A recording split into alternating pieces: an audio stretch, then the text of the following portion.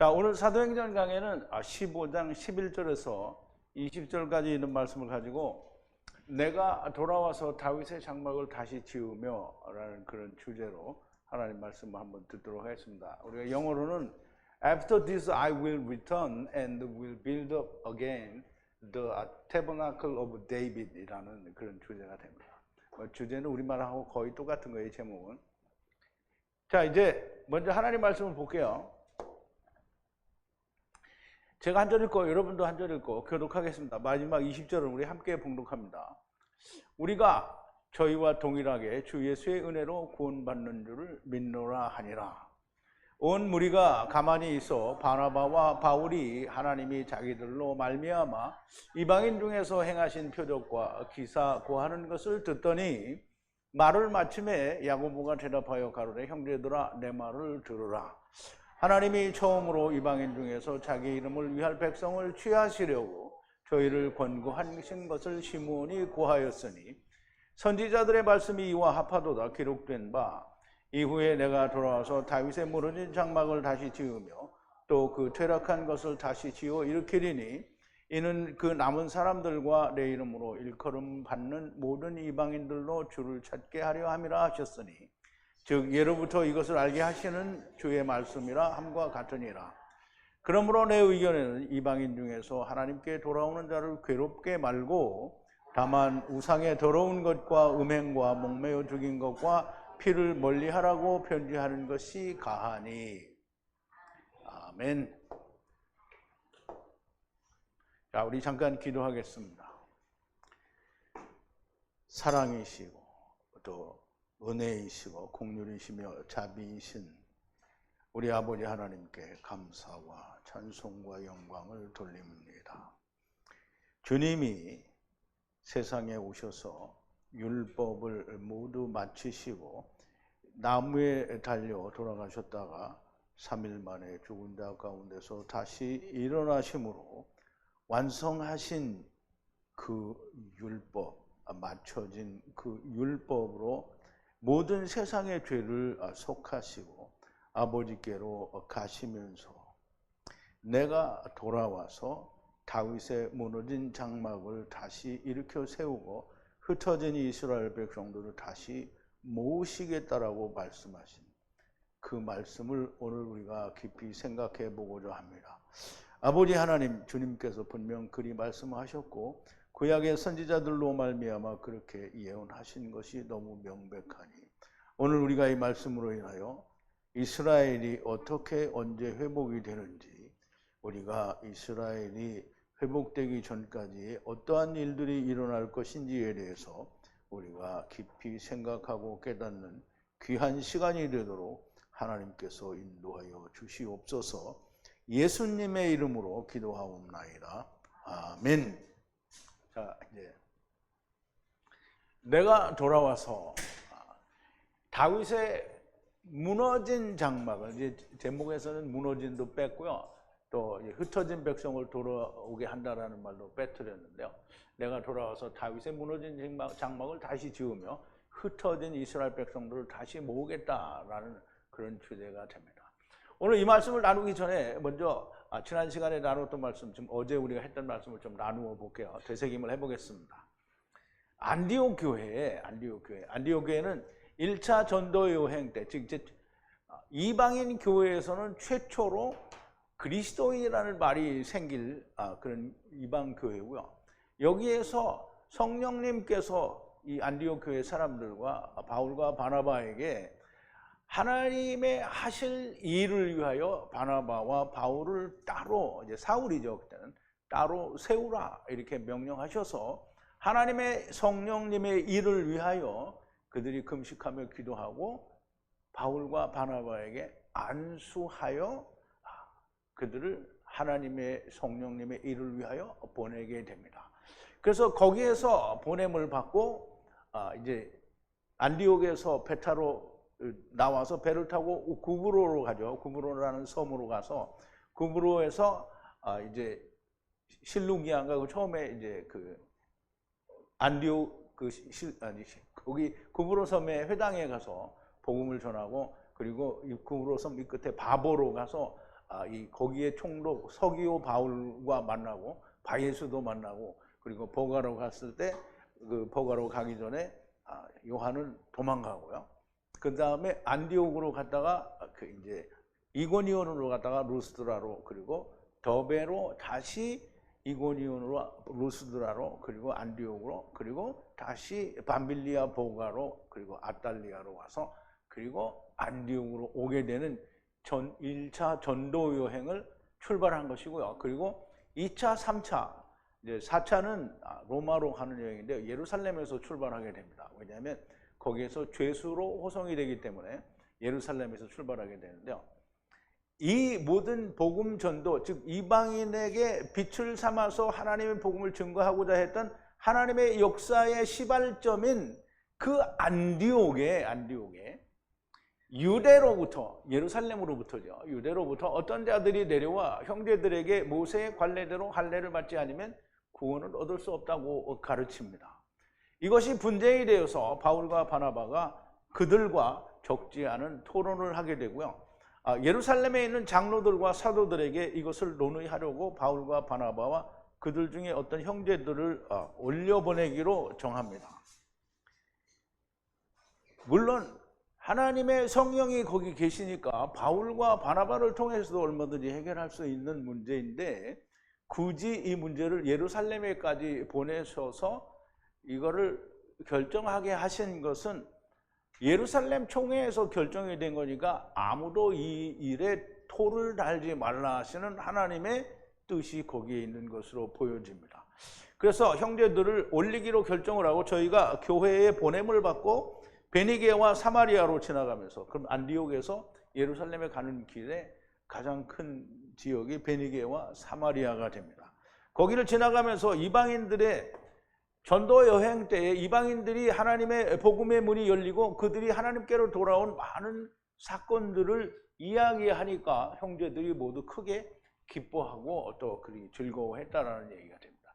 예루살렘에 도착하여 교회, 즉 예루살렘 총회에 교회에 영접을 받고 사도들과 장로들에게 하나님께서 자기들과 함께 하신 모든 일을 알리니 믿는 바리새인 중에 스스로 믿는 당의 어떤 사람들이 반대하여 일어나서 그랬어요.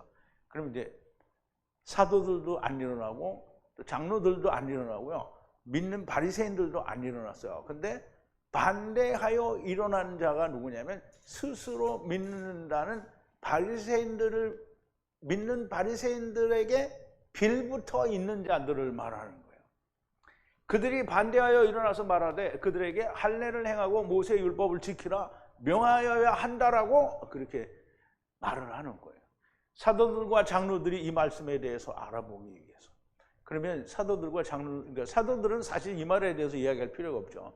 근데 장로들은 우리가 정확하게 알 수가 없어요. 그래서 장로들과 같이 이 문제에 대해서 의논을 하게 된 거죠.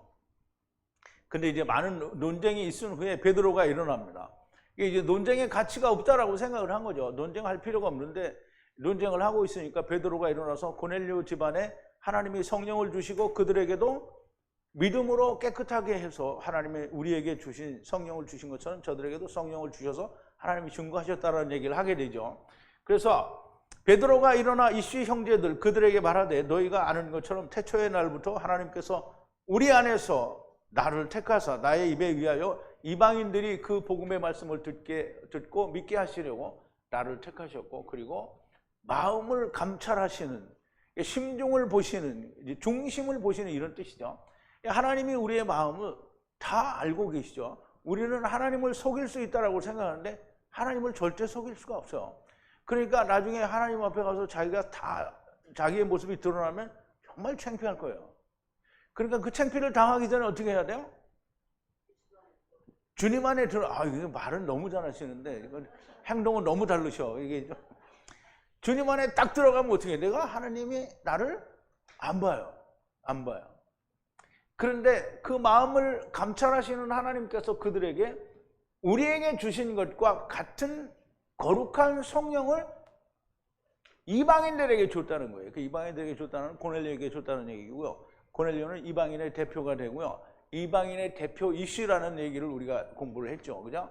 성령을 주셔서 증거하셨어요. 그러면 이제 성령을 주셨다는 것은 하나님의 증거예요. 그러니까 우리가 성령을 받았다는 거하고 마귀의 영을 받았다는 걸 너무 구분을 분명하게 할 수 있어야 돼요. 성령을 받은 사람은 반드시 성경을 얘기해요. 그런데 성령을 받지 않은 사람들, 즉 마귀의 영, 이제 광명한 천사로 가장한 천사들의 영을 받은 사람은 누구냐? 성경 얘기 안 해요. 뭐 얘기하냐? 철로역정을 보면 하나님의 말씀이 보인다. 이런 얘기 하는 거예요. 신라권 이런 거 보라고 하고, 막 무슨 철학자나 무슨 신학자나 무슨 이런 유명한 사람들이 한 얘기를 가지고 하나님의 말씀을 증거하려고 하면 이 사람은 성령 받은 게 아니라 뭘 받았어요? 거룩한 천사를 받은 거예요. 거룩한 천사로 가장한 광명한 천사를 받은 거예요. 절대로 성령님은 하나님의 말씀 이외에는 말씀하지 않는다. 그러니까 예수님이 뭐라 그랬어요? 성령님이 오시면 자의로 말씀하지 아니하시고 자기 거 얘기 안 해요. 그러면 누구 거 얘기해요? 예수님 거를 말해요. 그럼 예수님이 뭐예요? 하나님의 말씀, 하나님의 말씀만을 이야기해요. 그리고 장래일을 알리시는데 하나님이 성경에 기록하지 않은 장래일을 하나님은, 성령님은 말씀을 안 해요. 그러니까 성경에 기록되지 않은 장래일을 말하는 자가 누구예요? 누구?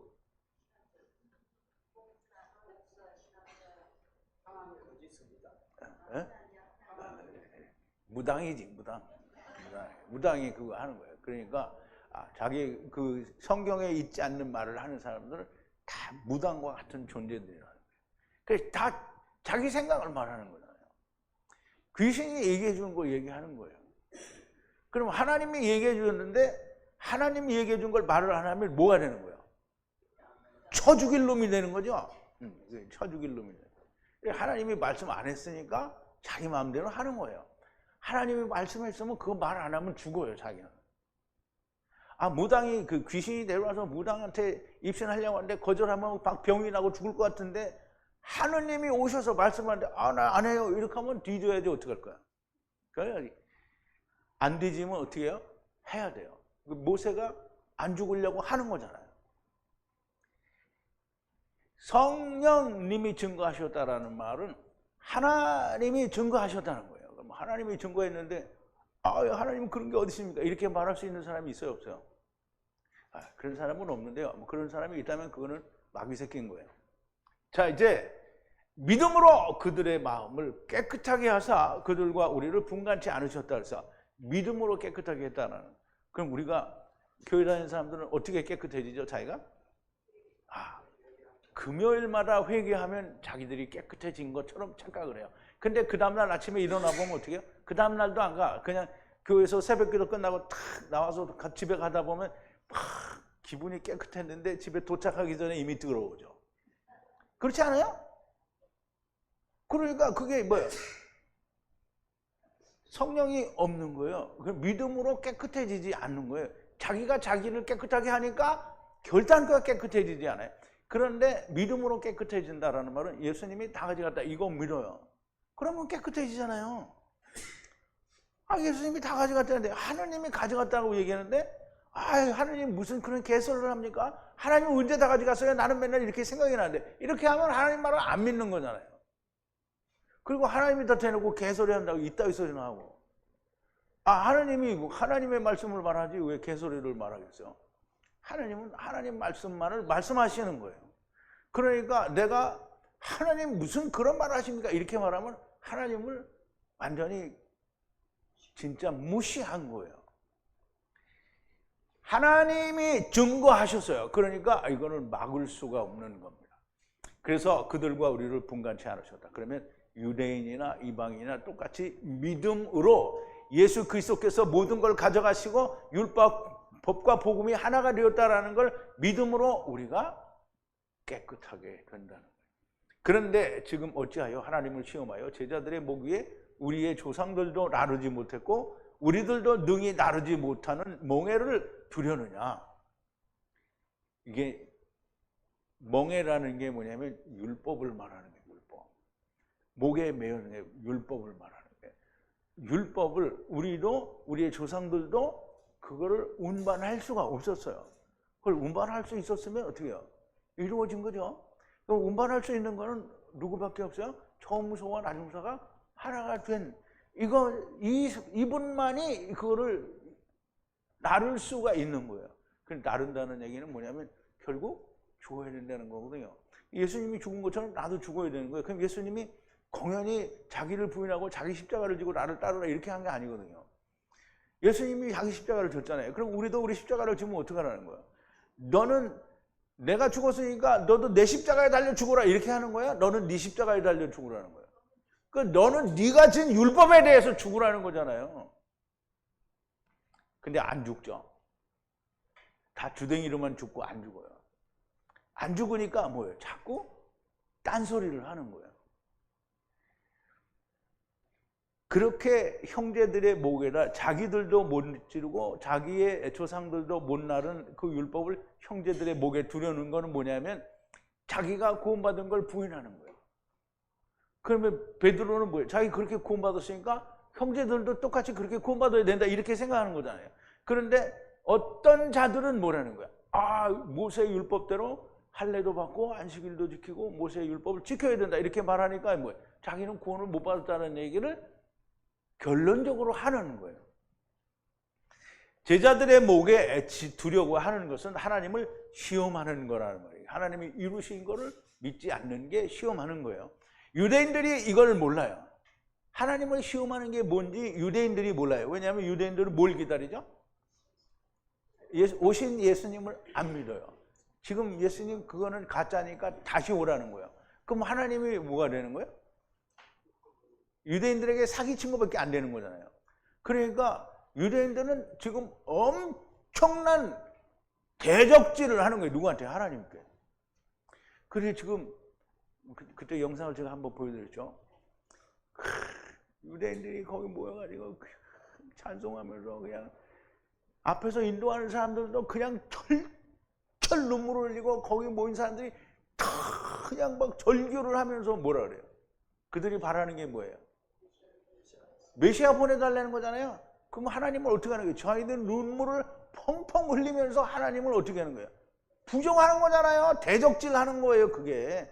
아니 하나님은 보내주셨는데 왜 그걸 믿지 않고 다시 보내달라니까 이거 얼마나 자기가 안 하는 노릇을 하는 거예요. 그러면 유대인들이 그거를 몰라요. 그러면 신학도 이걸 몰라요. 왜냐하면 신학은 자기들이 아는 것 같이 얘기하는데 신학자들과 오늘 교회 다니는 사람들이 지금 유대인들을 어떻게 해요? 다 서포트하죠. 이렇게 다 기도한다고요. 기도할 때 그럼 이제 유대인들을 하나님 후보 살피셔서 이렇게 기도한다는 그러면 유대인들이 바라는 게 뭔지 알아야 되잖아요. 유대인들이 바라는 게 메시아 기다리는 거잖아요. 그러면 교회 다니는 사람들이 유대인들을 위해서 기도를 한다는 얘기는 뭐냐면 유대인들이 원하는 걸 들어주세요. 이렇게 기도하는 거잖아요. 그러면 자기들도 똑같이 유대인들처럼 메시아 보내달라고 얘기하는 거 똑같은 거잖아요. 그러니까 얼마나 신 같은 짓이냐고요. 그게. 자기들은 아니라고 하는 거잖아요. 그래서 자기들도 유대인들하고 똑같이 메시아 보내달라서요. 주세요. 이렇게 하는 거하고 똑같은 거예요. 그러니까 유대인들이 모르고 신학도 모르고 믿는 사람들도 모르는 거예요. 뭐를? 하나님이 이루셨다라는 게 뭔지 모르는 거예요. 자, 이제 흥분하다 보면 소리를 빽빽 치는 게 있네요. 자, 11절인데요. 주 예수를 믿는 은혜에 의해서 그들 역시 같은 방법 아래서 구원을 받는다라는 거죠. 우리가 저희와 동일하게 주 예수의 은혜로 구원받는 줄 믿노라 하니라 그랬어요. 은혜에 의해서 주 예수를 믿는 은혜에 의해서 구원을 받는다는 거야. 그들 역시도 방법 아래서 같은 방법 아래서 구원을 받는다는 거예요. 같은 방법이 뭐냐면 주 예수를 믿는 은혜 아래서 구원을 받는다는 거예요. 그러면 이제 우리가 다 예수를 믿는 믿음 아래서 구원을 받는 거잖아요. 우리가 주 예수를 믿는 믿음으로 은혜를 받아서 구원을 받는 것처럼 저들도 동일한 방법으로 주 예수를 믿는 믿음의 은혜를 따라서 구원을 받는다는 거예요. 그러므로 오늘 이제 교회가 믿어서 구원을 받는다는 것과 사도들과 초대교회 성도들이 믿어서 은혜로 구원을 받는 것과는 너무나 큰 차이가 있는 거예요. 그럼 이제 여러분들이 스스로에게 한번 물어봐요. 여러분들이 그 전에 교회 다닐 때 여러분들이 가지고 있던 믿음이 사도들의 믿음과 같았어요? 안 같았죠? 지금 그럼 오늘날 교회 다니는 사람들이 믿는 믿음과 내가 전에 믿었던 믿음은 어떻게 똑같죠? 그럼 지금 그들이 믿는 믿음이 사도들의 믿음과 같지가 않은 거예요. 자, 12절인데요. 모든 군중이 침묵을 지키고 바나바와 바울이 그들에 의해서 이방인들 안에서 하나님께서 표적과 기사를 행하신 것을 선포하는 것을 듣더니 그랬어요. 그럼 이제 바울은 이제 이것만 이야기하겠어요. 2차, 3차를 하게 되면서 어디든지 가면 막 이 전도했던 얘기를 다 할 거 아니에요. 2차 때 그러니까 그 모든 것들이 다 어디에 나온 거예요? 서신서에 다 나온 거예요. 자, 이제 모든 군중들이, 그러니까 군중들이라는 것은 거기에 모여 있는 사도들과 장로들과 또 그 이제 어떤 자들과 믿는 바리새인들과 또 다른 많은 백성들도 같이 있었겠죠. 침묵을 지켰어요. 왜? 바울과 바나바가 지금 열을 내서 자기들이 1차 전도여행 때 있었던 하나님의 역사를 막 이야기하고 있는데 거기서 잠깐만 이거 거짓말하지 말라 이렇게 할 수가 없잖아요. 지금 그래서 침묵을 지키고 듣는 거예요. 경청하는데요. 바나바와 바울이 선포하는, 이야기하는 기적과 표적, 하나님의 표적과 기적이 행하여진 만큼 어디에서? 이방인들 가운데서 그들에 의해, 즉 바울과 바나바에 의해서 하나님의 표적과 기사가 만들어진 모든 것을 이야기하니까 그거를 경청했단 말이에요. 누가? 사도들과 또 장로들과 믿는 사람들과 믿는 바리새인과 스스로 믿는 당과 어중이 떠중이들 거기에 모인 사람들은 다 그렇게 듣고 있었단 말이에요. 그러니까 하나님의 역사, 기적과 표적을 들으니 어떻게 했어요? 사람들이 숙연해지겠죠. 베드로의 말씀 선포 후에, 즉 이제 베드로가 얘기를 했잖아요. 고넬료의 집에 하나님이 우리에게 주신 성령과 동일한 거룩한 성령을 내렸다. 이방인에게 똑같은 성령을 주셨다라고 선포를 했잖아요. 그런데 그 후에 베드로가 말한 것 후에 바울과 바나바가 1차 전도 여행에서 하나님께서 자기들과 함께 하신 많은 일들을 선포하니 거기에 모인 군중들이 조용히 그 말씀을 듣고 있었더니 그랬어요. 그럼 이제 말씀을 듣고는 하나님의 역사가 거기 나타났잖아요. 그러니까 거기에 대해서 그건 아니야, 가짜야, 니네 왜 사기치고 있냐 이 말을 못하는 거예요. 그런데 그 침묵이 깨져요. 누구 때문에? 야고보 때문에 깨집니다. 침묵과 함께 야고보가 그들에게 대하여 말하되 이씨 형제들아 나를 들으라 이렇게 얘기해요. 이제 요만큼만 있어도 막 나를 들으라 이렇게 안 하겠죠. 근데 예루살렘 총회니까 많은 사람들이 모였을 거란 말이에요. 그러니까 큰 소리로 나를 들으라 이렇게 얘기했어요. 그냥 뭘 들으냐? 그럼 이제 야고보가 얘기를 할 거란 말이죠. 나를 들으라. 우선 보자. 원문을 좀 보자고. 바울과 바나바가 침묵을 마쳤어요. 침묵과 함께 그들에게 대답하여 말하되 누가? 야고보가 대답하여 말하되 이씨의 형제들아, 이씨 형제들아. 근데 이스라엘은 다 이씨예요. 이씨 형제들아, 들으라. 누구를? 나를 들으라. 이게 아직 말 안 했어요. 나를 들으라. 이제 말을 할 거란 말이죠. 14절이에요. 이제 야고보가 말하는 거예요. 그의 이름 위에, 이게 예수 그리스도의 이름 위에 이방인 백성들을 받으시려고, 예수 그리스도의 이름 위에 이방인 백성들을 받으시려고 처음 하나님이 방문하신 거예요. 하나님이 나타나셨다는 거예요. 방문하신 것을 시므온이 선언하였으니. 그래서 그럼 시므온이 얘기했잖아요, 그죠? 예루살렘에 이게 베드로가 이방인의 집에 가서 먹었다 이런 소문이 나가지고 베드로가 갔더니 유대인들이 네가 왜 이방인의 집에 가서 먹었냐 이렇게 따졌단 말이에요. 그랬더니 그때 다 얘기를 했죠. 다 얘기를 했어요. 그랬더니 그때 유대인들이 뭐라 했냐면 그럼 이방인에게도 구원은 회개를 주셨다. 이렇게 선포를 했단 말이에요, 자기들이. 그러니까 그걸 선포를 해놓고 딴소리 한 놈들은 그분들이 아니라는 거죠. 다른 놈이에요. 자기 스스로 믿는 것처럼 가장한 놈들이라. 자, 이제 보세요. 야고보가 얘기하는 거예요. 시므온이 선언했다는 거예요. 처음 하나님의 방문에 대해서 선언했다는 거예요. 그럼 왜 방문하셨냐? 이방인들 사람들을 받으시려고, 그의 예수 그리스도의 이름 위에 받으시려고 하나님이 처음 시므온에게 나타나셨다는 거예요. 그럼 이방인의 구원에 대해서 처음 하나님이 직접 나타나셔서 말씀하신 건 그게 처음이에요. 물론 구약에서는 다 선지자들을 통해서 예언을 했어요. 그런데 하나님이 직접 나타나셔서 이제 내가 저 깨끗하게 한 걸 네가 왜 더럽다고 하느냐라고 말씀을 하시는 거잖아요, 하나님이. 그래서 그렇게 말씀하신 처음 방문이 베드로에게 있었다는 거예요. 그 베드로는 시몬이죠. 시몬도 베드로예요. 베드로도 시몬이다, 이렇게 말해야 되겠죠.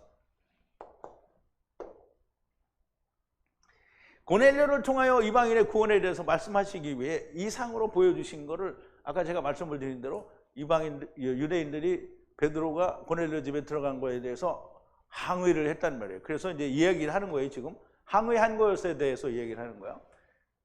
베드로가 가로되 내가 요바성에서 기도할 때에, 그럼 이제 요바에서 지금 기도할 때, 왜냐하면 르다하고 그 요바에서 이름이 또 잊어먹었네, 여자. 다비다를 이제 끌어내고, 그리고 요바성에서 기도할 때, 시몬 피장의 집에 있을 때라는 거죠. 기도할 때 비몽사몽간의 환상을 보니, 그럼 이제 이상으로 하나님이 보이셨다는 거예요. 큰 보자기 같은 그릇을 내 귀에 메어 하늘로부터 내리고 내 앞에 드리우거늘 이것을 주목하여 보니 땅에 네 발 가진 것과 들짐승과 기는 것과 공중에 나는 것들이 보이더라. 이게 지금 다 피조물들을 얘기하는 거죠. 또 들으니 소리가 있어 베드로야 이르되 베드로야 일어나 잡아먹으라. 그러면 이제 베드로는 성령님도 있고 하나님의 말씀도 있고 믿는 자들을 먹어야 되잖아요. 그래서 먹으라고 하는 거예요. 근데 내가 가로되, 베드로가 가로되 주여 그럴 수 없나이다. 속되거나 깨끗이 아니한 물건은 언제든지 내 입에 들어간 일이 없나이다 하니 또 하늘로부터 두 번째 소리가 있어 내게 대답하되 하나님이 깨끗하게 하신 것을 내가 속되다 말라 하더라 그랬어요. 그러면 이제 우리가 여기서 분명히 알 수 있는 건 예수 그리스도가 십자가 위에서 죽으셨다가 다시 살아나심으로 말미암아 율법이 완성됐으면 모든 것이 다 속해졌다라는 얘기를 하는 거잖아요. 그죠? 너무 명백하게 지금 하나님이 예수 그리스도의 십자가 위에서 죽으심과 다시 살으심은 모든 것이 깨끗해졌다라는 얘기예요. 그러니까 그걸 믿으면 먹는 거고요. 안 믿으면 못 먹는 거예요. 그러니까 스스로 내가 그걸 믿으면 내가 예수 그리스도를 먹으면 되는 거잖아요. 그런데 고기를 안 먹어요. 물고기를 안 먹는 거예요. 건져내온 물고기를 안 먹는 거잖아요. 그럼 베드로가 지금 안 먹으려고 하는 거잖아요. 그런 걸 먹은 적이 없다는 거예요. 그랬더니 하나님이 내가 깨끗하게 했는데 왜 네가 안 먹냐? 빨리 먹어라는 얘기를 하는 거죠. 이런 일이 3번 있은 후에 다시 하늘로 올라가더라. 마침 3사람이 내가 우고한 집에 섰으니 가이사랴에서 내게 보낸 사람이라. 성령이 내게 명하사 아무 의심 말고 함께 가라 하시매 이 6 형제도 나와 함께 가서 그 사람의 집에 들어가니 그가 우리에게 말하기를 천사가 내 집에 서서 말하되 내가 사람을 요바에 보내어 베드로라 하는 시몬을 청하라. 그가 너와 내 온 집에 구원을 얻을 말씀을 내게 이르리라 함을 보았다 하거늘 내가 말을 시작할 때 성령이 저에게 임하시기를 처음 우리에게 하신 것과 같이 하시는지라. 내가 주의 말씀으로 요한은 물로 세례를 주었으나 너희는 성령으로 세례를 주리라 하신 것을 생각나니라. 그러므로 하나님이 우리가 주 예수 그리스도를 믿을 때에 주신 것과 같은 선물을 저에게 주셨으니 내가 누구간데 하나님을 능히 맡겠느냐 하더라. 저희가 이 말을 듣고 잠잠하여 하나님께 영광을 돌려가로되 그러면 하나님께서 이방인에게도 생명을 얻는 회개를 주셨도다 하니라 그랬어요. 이 얘기를 유대에 있는 사도들과 장로들과 거기에 믿는 사람들은 다 알아요. 그 자기들이 뭐라 그랬어? 그러면 이방인에게도 생명을 얻는 회개를 주셨도다 이렇게 얘기를 했단 말이에요. 그러니까 그거를 안 믿는 어떤 자들이 가서 시잘데기 없는 말을 한 거죠.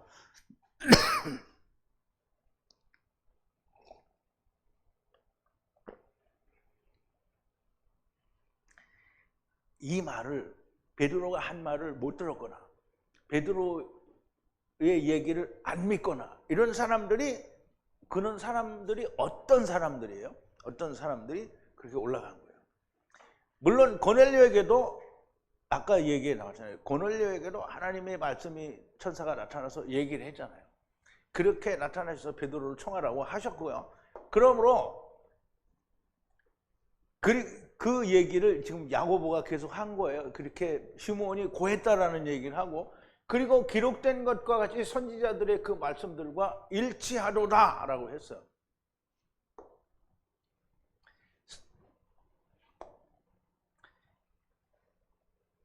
그리고 이것들이 일치하도다, 이제 다 맞았다라는 말이죠. 그 말씀들이 선지자들이 기록된 것들과 같이, 즉 선지자들이 기록한 것들과 같이, 여기는 선지자들이에요. 들, 기록된 것들이에요. 들, 다 복수예요. 그리고 말씀들이란 말이에요. 말씀들이 지금 이 말과 일치했다는 거예요. 선지자들을 통해서 이방인들에게로 복음이 증거되어질 거라는 얘기를 한 게 일치했다라는 얘기예요. 근데 이제 오늘 인용하는 얘기는 아모스 9장 11절과 12절 이후에 있는 말씀들을 인용을 해요. 그런데 그 뒤에 제 설명을 들어보면 모든 선지자들이 그 말을 많이 했다라는 걸 알 수 있어요. 기록된 선지자들의 말씀들이라는 것은 한 군데를 말하지 않고 이것을 예언한 모든 말씀들을 말합니다. 그것이 어떤 것인지는 지금 이후부터 설명 안에 다 나옵니다. 16절인데요. 이후에 내가 돌아와서, 이게 오늘 제목이죠. After this I will return. 이거 거기란 말이에요. 이후에 내가 돌아와서 다윗의 무너진 장막을 다시 지으며, 그리고 파헤쳐진 그들을 다시 지으며, 그랬어요. 다시 짓는다는 거, 다시 일으킨다는 말이죠. 그들을 일으키리니 그랬어요. 자, 이제 보세요. 제목에 나오는 또 영어를 한번 보여야 되죠. After this I will return 이렇게 얘기했단 말이에요. 그럼 함께 이것들이, 이제 이것들과 함께 내가, 이후에 내가, 이런 뜻이에요. 그리고 다시 건축하리라는 거예요. 재건하다라는 말이죠. 그 장막, 태버나클 오브 데빗이에요. 다윗이라고 그럴 뻔했는데 데빗이에요. 그 떨어졌다라는 거, 멸망했다는 거예요. 무너진 다윗의 장막을 내가 다시 지어 일으킨다라는 말이에요. 그리고 흩어진, 파헤쳐지는, 이게 흩어진이에요. 그 흩어진 그들을 다시 또 재건한다는 거예요. 그리고 이스라엘을 다시 일으킨다는 거예요. 그들을 일으킨다는 거예요. 이게 아모스 선지자, 아모스서의 9장 11절의 인용인데요. 조금 이따가 12절이 또 나오고 뒤에 부분도 읽어야 되니까 여기서는 아직 안 보고요. 조금 이따가 볼게요. 아모스 9장 11절 이후의 말씀을 인용한 것인데요. 주님이 돌아온다는 거예요. 내가 돌아와서라는 말은, 내가가 누구예요? 예수님을 말하는 거죠. 예수님이 가셨다가 다시 돌아오신다는 거예요. 그럼 가셨다가 다시 돌아오시는데, 가셨다가 성령님으로 돌아오는 걸 얘기하지 않아요. 예수님이 다시 돌아오는 걸 얘기하는데, 누구와 같이 돌아오느냐 하면 하늘에 있는 많은 천사들이에요. 하늘의 천사들이 아니고요, 아브라함 품에 있던 많은 천사들이 다 첫째 부활의 몸을 입고 함께 내려온다라고 분명히 계시록에서 그렇게 기록하고 있어요. 그러므로 하나님의 나라에 있는 하늘의 천사들은 세상에 관여할 바가 요만큼도 없어요. 그 천사들과 함께, 천사장의 나팔소리와 함께 주님이 오시니까 우리가 세상에 있는 사람들이 그걸 몰라요? 알아요. 큰 나팔소리도 나고 주님도 오시고 막 천사들이 말을 타고 다 내려오는데, 그걸 전혀 못 본 듯이 알 수가 없다 그러면 통곡은 왜 하고 지랄이야? 다 통곡한대잖아요. 그러니까 알아요, 몰라요? 알아요. 그러니까 휴고 일어나는 거 사람들이 다 알 수밖에 없어요. 휴고 일어나는데 나는 모른다. 옆에 있는 사람은 모르겠죠. 얘가 없었어, 갑자기. 왜 없어졌는지를 몰라. 근데 이제 눈치를 채야 되겠죠. 천사장에서 나팔 소리와 주님이 오신 게 보였으니까 얘가 없었어. 얘는 휴고 됐구나. 이렇게 알아야 되는 거지. 근데 인간들이 그걸 모른다는 거예요. 자, 주님이 돌아오셔서 다윗의 무너진 장막 이스라엘을 회복하고, 흩어진 백성을 다시 모아서 일으킬 것이라는 말씀을 하는 건데요. 자, 이제 17절인데요. 그리하여 남은 사람들이 주님을 찾고 나의 이름을 부르는 모든 이방인들이 주님을 찾게 하려는 이 모든 것을 행하시는 주님이 그들 위해 말씀하시니라 그랬어요. 아모스서의 얘기를 하는 거예요. 주님이 내가 돌아와서 이스라엘의 즉 다윗의 무너진 장막을 다시 세우고 흩어진 백성을 다시 불러 모으고 그들을 다시 일으킨다라고 하시는 이유는 뭐냐면 그렇게 되기 전까지 이방인들에게 즉 이스라엘의 남은 자들과 이방인들에게 복음을 증거하기 위해서 예수님이 돌아오셔서 이스라엘을 회복한다라고 하셨다라는 얘기를 하는 거예요. 자, 그래서 찾게 하려고 남은 자들이에요. 주님의 그러니까 남은 사람들이 주님을 찾게 하려고요. 주님을 찾게 하려고. 그리고 모든 이방인들. 그러면 이제 여기에 남은 사람들과 모든 이방인은 달라요. 여기에 남은 사람은 유대인들이 유대 나라가 이제 이스라엘이 멸망했어요. 그럼 유대인들이 하나도 없이 싹 없어졌어요? 아직도 있죠. 그럼 그 이방인들 유대인들 중에서 믿는 사람이 나올 수 있다는 얘기를 지금 여기 하는 거예요. 근데 그게 몇 명인지는 모르죠. 있다는 거예요. 그리고 이방인들이 주의 이름으로 부르는 거예요. 주의 이름으로 부르는 거예요. 그래서 주님이 말씀하신 그 후에 주님의 이름을 부르는 거예요. 그래서 모든 이것들을 행하는 거예요. 주님을 찾게 하기 위해서 지금 예수님이 돌아오셔서 이스라엘을 회복할 거다라고 말씀하셨다라는 거예요. 이방인들과 유대의 이스라엘 유대인 중에 남은 자들이 돌아오게. 이방인은 몇이나 돌아올까요?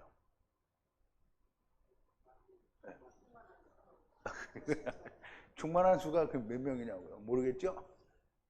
자, 우리가 이방인이 돌아오기는 와요. 근데 우리가 보기에는 많은 것 같은데 예수님이 뭐라 그랬어요? 내가 올 때 너희 가운데서 믿음을 보겠냐 그랬죠? 있기는 있어요. 그런데 우리가 생각하는 것처럼 막 그렇게 몇십억이나 되는 이런 많은 사람들은 아닌 거예요. 그러니까 어쨌든 있기는 있단 말이에요. 근데 그 이방인들과 유대인들이, 그러니까 유대인들은 얼마나 있을까요? 아, 진짜 눈을 씻고 찾아봐도 없을 만큼 조금인 거예요. 이방인들도 사실은 조금인 거예요. 근데 이들이 주님을 찾게 하기 위해서, 그러면 이방인의 충만한 수가 우리는 이방인의 충만한 수니까 막 엄청나게 많을 거라고 생각을 하잖아요. 근데 주님은 그렇게 엄청나게 많다고 말을 안 해요. 왜냐하면 내가 이 세상에 올 때 너희 가운데서 믿음을 보이냐 그러면 얼마 없다는 거잖아요. 그러면 노아의 때와 같다는 얘기도 얼마 없다는 얘기죠. 그런데 있기는 있다는 거야. 그 얼마 안 되는 수가 차는 게 이방인의 충만한 수예요. 막 우리가 생각하는 막 무지무지하게 많은 이게 아니에요. 막 몇십억이 되면 막 무지무지하게 많은 거잖아요. 근데 그렇지가 않다는 거죠. 어쨌든 이방인의 충만한 수가 차기까지예요. 자, 이제 여기도 역시 아모스 9장 11절 이후의 말씀을 인용을 하는데 이제 여기서는 좀 볼게요. 아모스 9장 8절부터 보는데요. 8절부터 14절까지인데요. 보라, 주 여호와 내가 범죄한 나라에 주목하여 지면에서 멸하리라. 그러나 야곱의 집은 온전히 멸하지는 아니하리라. 이는 여호와의 말씀이니라. 그럼 이제 이방인들을 다 심판한다는 거잖아요. 그런데 야곱의 집은 완전히 멸하지는 않으리라. 여호와의 말씀이니라. 내가 명령하여 이스라엘 족속을 만국 중에 체질한다는 거예요. 곡식을 체질함과 같이 하려니와 한 알갱이도 땅에 떨어지지 아니하리라. 내 백성 중에서 말하기를 화가 우리에게 미치지 아니하며 임하지 아니하리라 하는 모든 죄인은 칼에 죽으리라. 그래서 그럼 이제 하나님이 구원하시는데 자기 스스로 우리는 화가 미치지 않을 거야 이러는 자들은 다 칼에 죽는데요. 그날에 여기는 이제 이후에 내가 돌아와서 이 말이에요. 내가 다윗의 무너진 장막을 일으키고 그 틈을 막으며 퇴락한 것을 일으켜서 옛적과 같이 세우고 저희로 에돔의 남은 자와, 에돔의 남은 자는 율법에서 남은 자들 말하는 거예요. 에돔은 누구예요? 에서를 말하죠. 에서는 누구죠? 율법을 가진 자들 말이죠. 그러니까 유대인의 남은 자를 말하는 거예요. 내 이름으로 일컫는 만국이에요. 그럼 이방인들 중에서 주의 이름을 부르는 자죠. 그 주의 이름을 부르는 자는 누구냐면 예수님이 모든 걸 이루셨으니까 이제 주님의 이름을 불러도 되는 거예요. 만국의 그걸 기업으로 얻게 하리라. 이는 이를 행하시는 여호와의 말씀이니라. 여호와께서 가라사대 보라 날이 이를지라. 그때 밭 가는 자가 곡식 빼는 자의 뒤를 이으며 포도 밟는 자가 씨 뿌리는 자의 뒤를 이으며 산들은 단 포도주를 흘리며 작은 산들은 녹으리라. 내가 내 백성 이스라엘의 사로잡힌 것을 돌이키니 저희가 황무한 성읍을 건축하고 거하며 포도원을 심고 포도주를 마시며 과원들을 만들고 그 과실을 먹으리라. 이제 메시아 왕국을 이렇게 만들겠다라는 얘기를 하시는 거죠. 여기에 보면 분명히 무너진 장막을 다시 일으키고 흩어진 에돔의 남은 자와 내 이름으로 일컫는 만국을 어떻게 해요? 구원을 얻게 하신다라는 얘기를 하신 거죠. 그래서 이거를 야고보가 인용을 그대로 한 거예요. 주님이 가셨다가 다시 돌아오셔서 이스라엘을 다시 일으키시고 흩어진 백성을 다시 불러 모으시겠다는 것은 이스라엘의 남은 자와 주의 이름을 부르는 이방인들이 주님을 찾게 하시기 위함이라는, 이것을 행하시는 주는 주 여호와의 말씀이니라. 여호와 하나님이 이렇게 말씀하셨다는 거예요. 누가 이렇게 얘기하는 거예요? 야고보가 이렇게 얘기하는 거예요. 자, 이제 18절인데요. 영원으로부터 그의 모든 일을 알게 하시는 하나님이시라 그랬어요.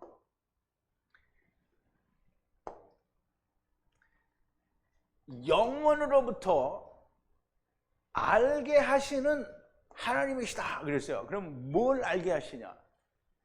그의 일, 에르곤, 모든 일을 알게 하시는 하나님이라는 거예요. 그럼 이제 창세로부터 하나님은 모든 걸 다 알게 하셨어요. 근데 사람이 모를 뿐이지 하나님은 다 알게 하셨어요. 오늘 아까도 보니까 그림을 이렇게 봤잖아요. 이게 사람들이 볼 때는 이거 말도 안 되는 그림이라고 할 텐데 창세기 1장에 한국말로 풀어도 그 그림이 딱 나와요. 믿지 않는 건 사람이 믿지 않을 뿐이지 분명히 명백하게 그렇게 나온다는 거예요. 그러므로 처음부터 하나님은 창세기 1장에서 모든 걸 다 설명을 하셨어요. 알게 하시는 하나님이라는 거예요. 그러니까 야고보는 짧은 말 속에 하나님의 그 모든 구원의 은혜를 말씀하시는 게 처음 태초의 말씀부터 있었다라는 얘기를 하는 거예요.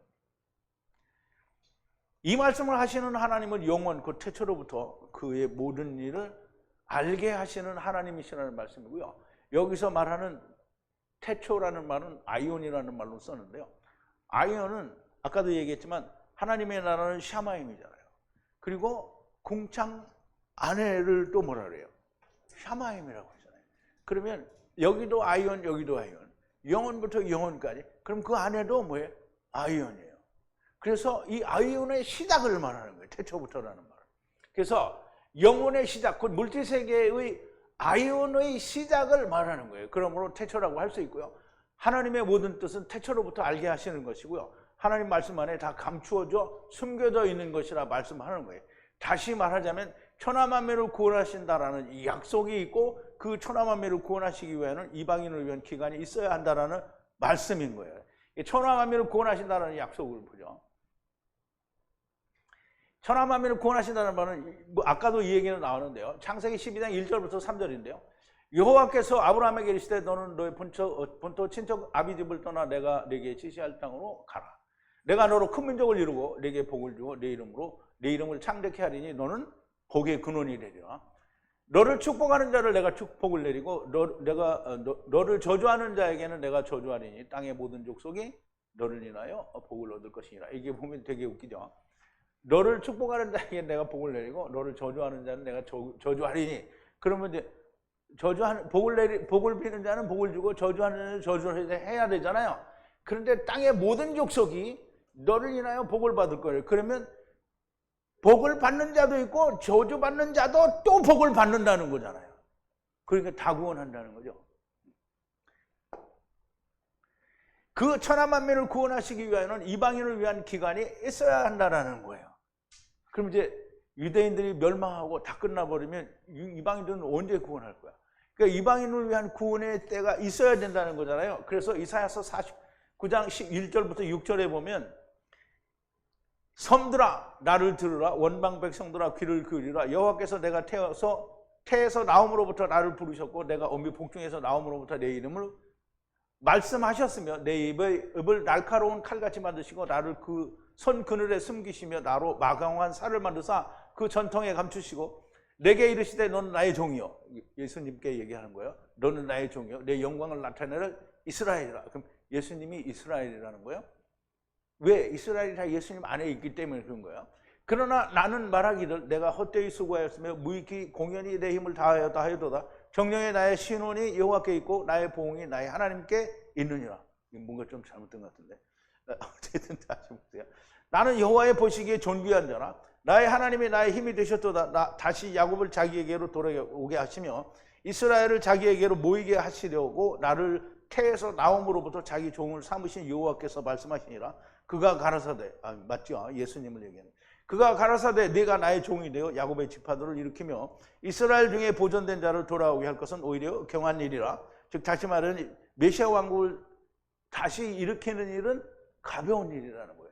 근데 그것보다 중요한 일이 뭐냐면 너로 이방의 빛을 삼아 나의 구원을 베풀어서 땅끝까지 이르게 하리라 하는 게 더 중한 무거운 일이라는 거예요. 중대한 일이라는 거죠. 그러면 이 중대한 일을 하기 위해서 사도 바울은 이 말에 대해서 뭐라고 말했냐면 이것을 사도 바울은 이렇게 설명했어요. 이방인의 충만한 소가 찰 때까지 라고 설명을 했는데요. 로마서 11장 24절에서 27절에 보면 로마서 11장 24절 네가 원 감람나무에서 찍힘을 받고 본성을 거스려 좋은 감람나무에 젖붙임을 얻었으니 이게 이방인들이 선악을 알게 한 나무를 쳐먹고 이제 감람나무 예수 그리스도에게 젖을 붙여서 이제 원가지인 이 사람 붙여서 구원을 얻었다는 거예요. 그러니까 본래 감람나무에 붙어있던 이스라엘은 얼마나 더 자기 감람나무에 젖붙임을 얻으랴.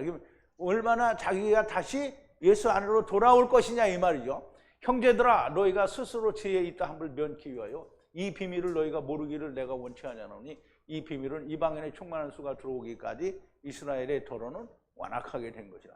이방인의 충만한 수라니까 충만한 수는 우리가 생각하는 막 무지막지한 많은 사람들이 아니에요. 하나님이 예정하신, 하나님이 예정을 어떻게 했어요? 100만 명으로 했어요? 1000만 명으로 했어요? 하나님의 예정이 뭐예요? 네? 허물을 깨닫고 허물을 깨닫는 자들이 더 이상 안 나올 때까지가 충만한 거예요. 그래서 충만한 수가 들어오기까지 이스라엘의 도로를 완악하게 된 거라. 그러면 이스라엘이 막 유대인, 그러니까 자꾸 말이 헛나오네. 이방인들이 막 엄청나게 많이 나오면 그러면 뭐 따로 이방인들을 위해서 할 필요가 없잖아요. 이방인도 무지무지하게 많이 안 믿고 이방인의 충만한 수가 그렇게 많지 않기 때문에 유대인들의 남은 자와 이스라엘, 큰 이스라엘의 남은 자, 이방인들의 남은 자가 다 메시아 왕국에 들어가서 다스림을 받게 된다는 얘기를 하는 거예요. 그리하여 온 이스라엘이 구원을 얻으리라. 그럼 메시아 왕국이 그때 시작이 된다는 거죠. 기록된 바 구원자가 시온에서 오사 야곱에게서 경건치 않은 것을 돌이키시겠고, 야곱은 이스라엘을 말하죠. 이스라엘을 돌이킨다는 말이고요. 내가 저희 죄를 없이 할 때 저에게 이루어질 내 언약이 이것이라. 그러면 이제 남은 유대인들과 이방인들의 남은 자들이 다 그 죄를 주님이 없이 한다는 거예요. 메시아 왕국에서. 그럴 때 저희에게 이루어질 내 언약이 이것이라 함과 같으니라 그랬어요. 그러면 그때의 모든 언약이 완전하게 이루어지는데, 그럼에도 불구하고 여전히 또 미혹되는 자가 있다라는 거죠. 여호와 하나님의 은혜의 해를 위하여 신혼의 날은 잠시 유보가 됐다. 이거 그 전에 설명을 드린 적이 있죠. 누가복음에 보면 예수님이 회당에서 글을, 이제 이사야 선지자의 글을 달라고 해서 읽는데 다 안 읽고 은혜의 해를 에서 끝나요. 그래서 보세요. 누가복음 4장인데요. 예수께서 그 자라신 곳에 나사롯에 이르사 안식일에 자기 규례대로 회당에 들어가서 성경을 읽으려고 서심해 선지자 이사야의 글을 들이거늘 책을 펴서 이렇게 기록한 데를 찾으시니 곧 주의 성령이 내게 임하셨으니 이는 가난한 자에게 복음을 전하게 하시려고 내게 기름을 부으시고 나를 보내사 포로된 자에게 자유를, 눈먼 자에게 다시 보게 함을 전파하며 눌린 자를 자유케 하고 주의 은혜의 해를 전파하게 하려 하심이라 하였더라. 그럼 예수님이 지금 오셔서 세상의 나중 시대에, 나중 아담의 때에 오신 것은 주의 은혜의 해를 전파하게 하려 하심이라. 그래서 그러면 이사야의 글에 신혼의 날에 대해서 기록이 있을까요? 없을까요? 있어요. 그런데 그걸 안 하신 거예요. 왜냐하면 주님이 돌아와서 하셔야 되기 때문에 지금은 은혜의 해에 내가 왔다라는 얘기를 하시는 거예요. 그러니까 본래 이 말씀은 주님이 여호와의 은혜의 해와 하나님의 신혼의 날을 전파하신다라는 말씀인데요. 그런데 주님이 오시면 먼저 은혜의 해를 전파하시기 위함이라는 말씀인 거예요. 그래서 은혜의 해가 본래에는 신혼의 날도 있다라는 걸 한번 볼게요. 이사야서 61장 1절인데요. 주 여호와의 신이 내게 임하셨으니 이는 여호와께서 내게 기름을 부으사 가난한 자에게 아름다운 소식을 전하게 하려 하심이라. 나를 보내사 마음이 상한 자를 고치며 포로된 자에게 자유를, 갇힌 자에게 노임을 전파하며 여호와의 은혜의 해와 우리 하나님의 신혼의 날을 전파하여 모든 슬픈 자를 위로하되. 그럼 모든 슬픈 자를 위로하려면 신혼의 날이 와야 되죠. 근데 신혼의 날이 안 오고 지금 예수님께서 세상에 오신 것은 여호와의 은혜의 해를 전파하기 위해서 오셨다는 거예요. 그래서 예수님이 누가복음에서는 거기서 끊으신 거예요. 예수님의 세상에 오시면 거기까지라는 거예요. 나머지는 돌아와서 하셔야 된다는 얘기를 하는 거죠. 그러므로 모든 선지자들의 말씀이 이와 합하도다라는 거예요. 그럼 이제 보세요. 여기에 아모스 선지자의 글을 인용을 했죠. 그 다음에 누가복음을 인용을 하죠. 그 다음에 이사야 선지자의 글을 인용하죠. 또 이사야 선지자 49장 1절부터 6절까지를 인용을 하죠. 모든 선지자가 이 예수 그리스도에 대해서 설명을 했어요. 그러므로 선지자들의 기록된 말씀들이 이와 합하도다라고 말씀을 한 거예요.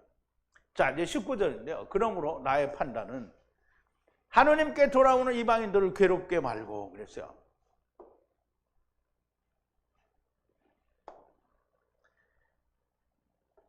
그러므로 나의 크리노 심판은 판단은 이랬어요. 괴롭게 말고 이방인들을 가운데에서 하나님께로 돌아오는 자들을 괴롭게 말라는 거예요. 그러면 이방인들이 다 돌아온다는 거예요? 아니면 이방인 중에서 돌아온다는 거예요? 이방인 중에서 돌아온다는 거예요. 그 사람들을 괴롭게 말라는 거예요.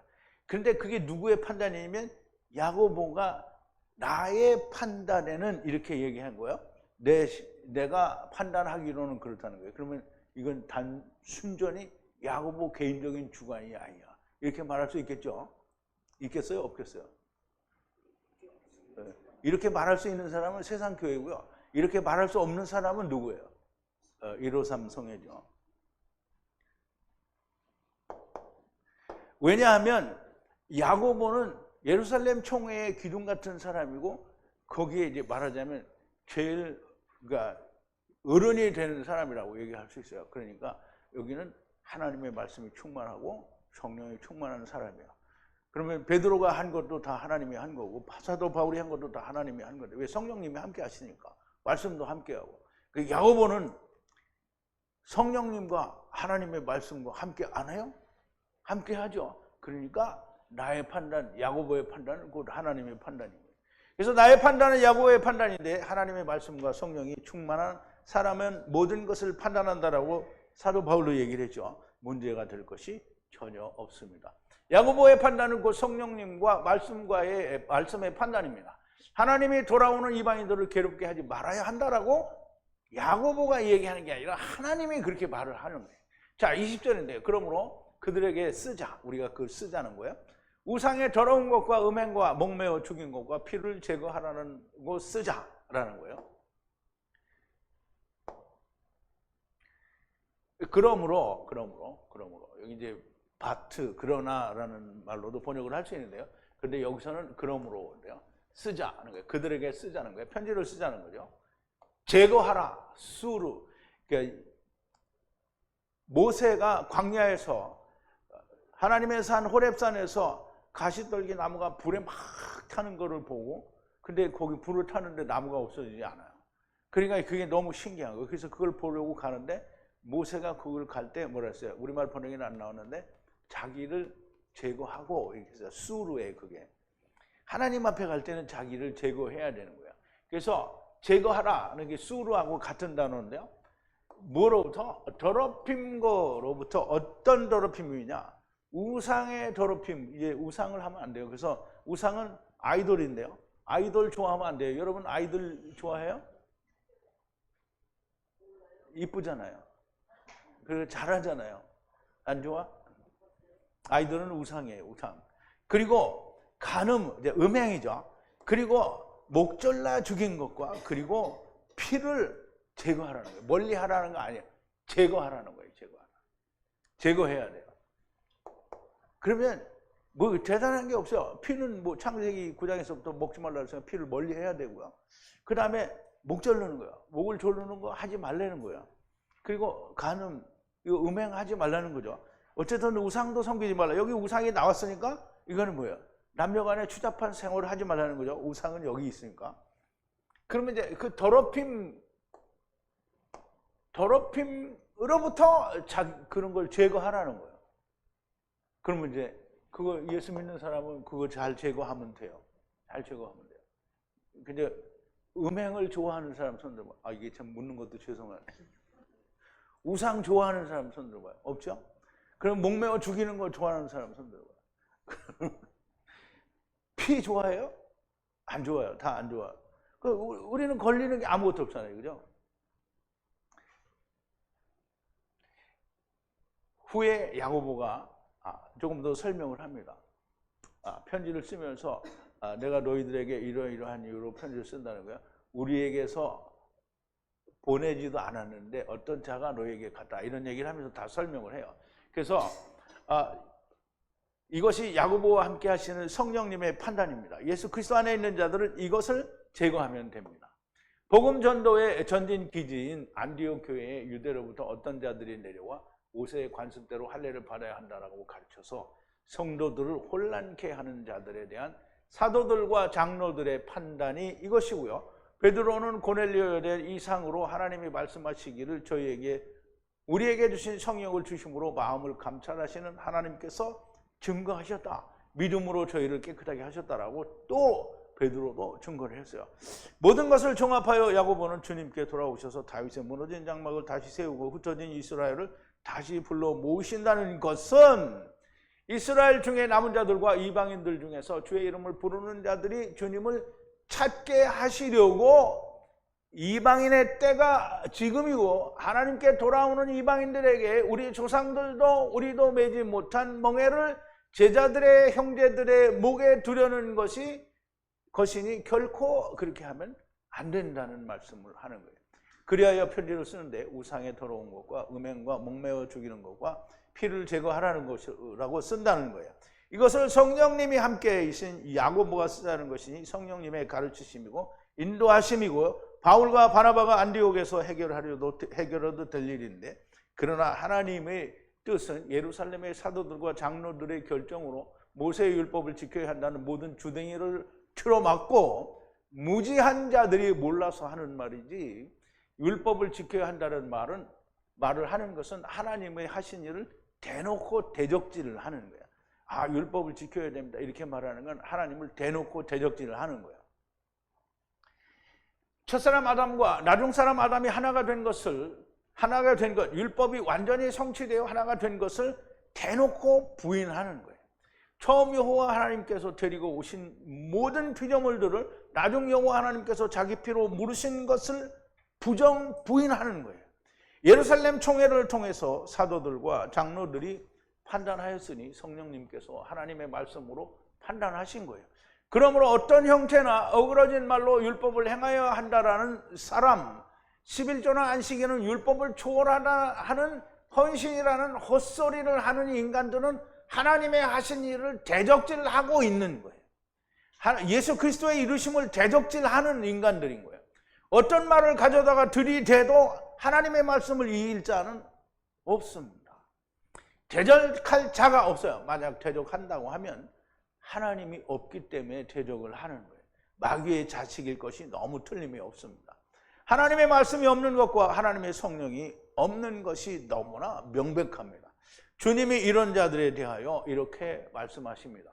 저들은 성령을 알지도 못하고 받을 수도 없다 라고 내가 하는 얘기도 아니고요, 사도들이 한 얘기도 아니고요, 야고보가 베드로가 무슨 다른 사람이 한 얘기가 아니에요. 예수 그리스도, 즉 주님이 이 말씀을 하셨어요. 우리 한번 보자고요. 뭐라고 하셨는지. 요한복음 14장 9절인데 예수께서 가라사대 빌립아, 내가 이렇게 오래 너희와 함께 있으되 네가 나를 알지 못하느냐? 나를 본 자는 아버지를 보았거늘 어찌하여 아버지를 보이라 하느냐? 나는 아버지 안에 있고 아버지는 내 안에 계신 것을 네가 믿지 아니하느냐? 내가 너희에게 이르는 말이 스스로 하는 것이 아니라 아버지께서 내 안에 계셔서 그의 일을 하시는 것이라. 내가 아버지 안에 있고 아버지께서 내 안에 계심을 믿으라. 그렇지 못하겠거든 행하는 그 일을 인하여 나를 믿으라. 내가 진실로 진실로 너희에게 이르노니 나를 믿는 자는 나의 하는 일을 저도 할 것이요 또한 이보다 더 큰 것도 하리니 이는 내가 아버지께로 감이라. 너희가 내 이름으로 무엇을 구하든지 내가 시행하리니 이는 아버지로 하여금 나를 인하여 영광을 얻으시게 하려 함이라. 내 이름으로 무엇이든지 구하면 내가 시행하리라. 너희가 나를 사랑하면 나의 계명을 지키라. 내가 아버지께 구하겠으니 그가 또 다른 보혜사를 너희에게 주사 영원토록 너희와 함께 하시리니 저는 진리의 영이라. 그럼 예수님이 보내주시겠다는 분이 누구예요? 진리의 영이라는 거예요. 진리의 영이라. 세상은 능히 저를 받지 못하나니. 세상은 못 받는 거예요. 이는 저를 보지도 못하고 알지도 못합니다. 그러나 너희는 저를 아나니 저는 너희와 함께 거하시며 또 너희 속에 계시겠습니다. 너희 속에 계시겠습니다. 제자들의 속에 지금은 있어요, 없어요? 여기 지금은 있어요, 없어요? 지금은 아직 없어요. 예수님이 뭐라 했어요? 내가 아버지께 가면 구하겠다라는 거잖아요. 보내주겠다는 거예요. 그런데 저희는 세상은 이거를 받을 수가 없다는 거예요. 왜냐하면 알지도 못한다는 거예요. 왜 모를까요? 말씀이 없기 때문에 모르는 거예요. 하나님의 말씀이 없어요. 하나님의 말씀이 있으면 알아요. 근데 하나님의 말씀이 없어요. 그러니까 성경에 있는 말을 안 하고 전부 뭐예요? 자기가 들은 말을 하는 거예요. 예수님 뭐라 했어요? 자의로 말씀하지 않는다고 했잖아요. 내 것을 가지고 말씀한다고 했잖아요. 내 것이 뭐예요? 예수님이죠? 예수님 말씀이잖아요. 예수님이 하나님께로 받은 말씀을 가지고 성령님이 얘기하시는 거예요. 그리고 장래일을 말씀하신다는데 장래일도 성경에 기록된 장래일을 말씀하는 거지. 자기 생각대로 신학적으로 얘기해보니까 언제쯤 주님이 오실 것 같다. 그래서 막 그걸 얘기하면 어떻게 해요? 그러면 성령이 없는 거예요. 가짜를 말하는 거죠. 내 말이 아니라 주님의 말씀입니다. 11조를 바쳐야 한다는, 또는 안식일을 지켜야 한다, 또는 혹은 어떤 형태로든지 율법을 행해야 한다는 말을 하는 자는 명백히 성령이 무엇인지도 모르는 자요. 모르는데 받았다는 건 거짓말이고요. 알지도 못하고 받을 수도 없다라는 말은 주님의 말씀이고요. 하나님 말씀입니다. 성령님도 하나님의 말씀을 가지신 사도들도 보낸 적이 없는 자기 스스로 찌꺼리는 누룩에 지나지 않는 겁니다. 바리새인의 누룩을 조심하라 하신 주님의 말씀을 우리가 깊이 생각해보는 사람들이 되기를 바랍니다. 우리 기도하시겠습니다. 거룩하신 여호와 아버지 하나님, 오늘도 사도행전에 하나님께서 친히 역사하시던 안디옥 교회에 유대로부터 어떤 사도들도 성령님도 보낸 적이 없는 누룩 같은 인간들이 자기 스스로 올라와서 예수를 믿는 것만 가지고 안 되고 율법도 지키고 모세의 법대로 할례도 받아야 한다고, 그래야 구원을 얻을 수 있다라고 말하는 정말 하나님을 대놓고 대적질하는 인간들 때문에 하나님께서 친히 바울과 바나바와 다른 형제들을 예루살렘 총회에 보내셔서 그들의 입을 통하여 하나님의 결정과 하나님의 정하심을 우리에게 알려주셨는데도 불구하고 여전히 오늘날에도 무지하게 하나님을 대적하는 자들이 얼마나 많은지 우리가 알 수 없습니다. 아버지 하나님, 우리가 이 하나님의 말씀을 우리의 마음속에 온전히 야다하고 우리의 속에 새기며 이 말씀으로 우리가 하나님을 대적하는 자들을 능히 제압할 수 있는 자들이 다 되어지게 하여 주시옵소서. 예수님의 이름으로 기도하옵나이다. 아멘.